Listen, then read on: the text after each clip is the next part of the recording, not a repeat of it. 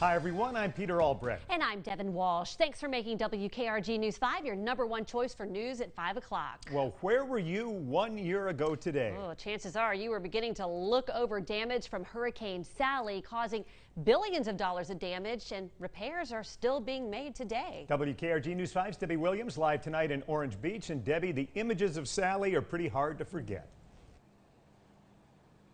Yeah, they are. And when you think about that storm, you think about the sounds, the wind, the rain.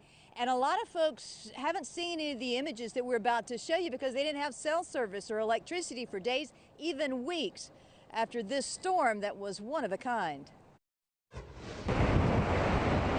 Hurricane Sally made landfall in the early morning hours, September 16th, 2020. Sally came in and just sat here, put the 29 inches of rain on us, and it just hammered us. A slow motion disaster that would leave people wishing they'd never stayed to weather the storm. Screaming wind, and we could hear trees cracking everywhere, stuff hitting the house. It was pretty terrifying.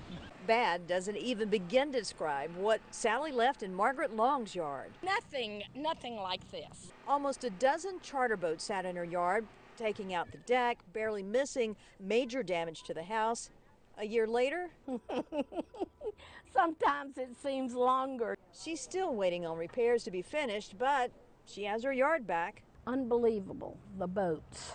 Boats, piers, boat lifts scattered everywhere. Highways once cluttered with huge pleasure boats now look as though nothing ever happened. We're pretty much back. Marinas destroyed, rebuilt, and still more work to do. We laid 26,000 tube of 6 by 12 foot here, about 16,000 tube of 10s, 1,800 pounds of screws, rebuilt a lot of docks and pilings, but we're back up and running. Inland, scars of Hurricane Sally are easy to find.